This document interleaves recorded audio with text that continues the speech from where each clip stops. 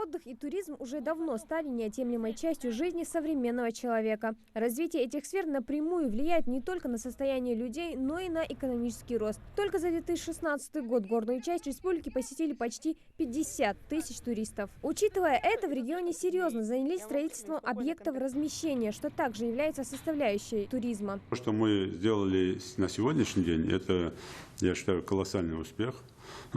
И начиная от местных жителей, заканчивая с других регионов, к нам большое количество туристов приезжает и на праздники, и вне праздников участвуют, работают. И курорт по горнолыжной составляющей с каждым годом он все больше и больше дней добирает на катание. Мы провели и в прошлом году, и позапрошлом году, и в этом году чемпионаты определенные по среди глухих, там, гигантского ислама, какие-то те вещи там проводим. Поэтому, Алексей Сергеевич, нужно ваше участие и ваше жесткое отстаивание, в том числе интересов Республики Ингушетия. Поэтому прошу здесь нас поддержать, помочь.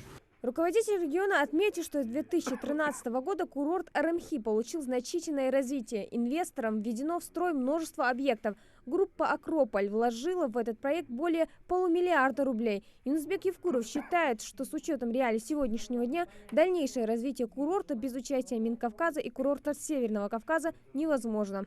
И что бы я просил, учитывать Ингушетию как приоритет не в плане выделения равных средств среди тех приоритетов, которые сегодня определены, а выделение части средств, которые позволяют сегодня содержать то, что уже сделано, и где-то уже на каком-то этапе, уже разработав трехлетнюю или четырехлетнюю программу, уже совершенствовать или дальше досовершенствовать то, что можно сделать.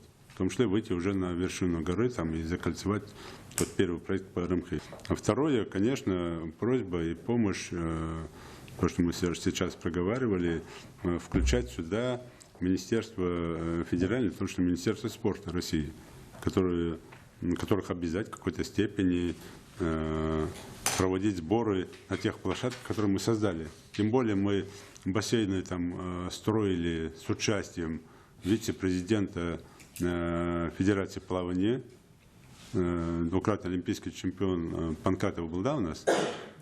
Он лично приезжал и лично смотрел. И да, они 25-метровые бассейны, но они в Среднегорье по стандарту, в том числе один бассейн открытый с трамплином. То есть там круглогодично можно проводить сборы сборных команд, потому что как России, так и в любых регионах. Это тоже было бы важно, в том числе и провести какие-то, может, чемпионаты. Эти деньги как раз шли бы на содержание этих, в том числе, объектов и проектов.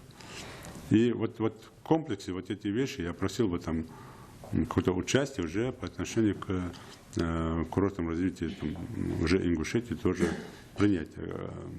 Почему? Потому что мы, говоря, что есть какие-то приоритеты определенные, говоря, что мы не можем размазывать все эти средства по всем регионам, мы бы хотели бы видеть свою долю, свой процент. Мы бы отчитывались за эту долю, за этот процент и дальше развивали бы направление. Касаясь других объектов туристического направления в Джейрахском районе, глава республики отметил необходимость строительства базы для альпинистов и содержания уже построенных объектов. Мы говорим о создании такой хорошей базы. Она будет самая современная, хорошая при самом минимальном вложении. База альпинистов, которую нужно делать. И почему? Потому что здесь ежегодно в республике будет проводиться, мы в этом году впервые провели, ежегодно будет проводиться чемпионат России по скальному альпинизму и скалолазанию.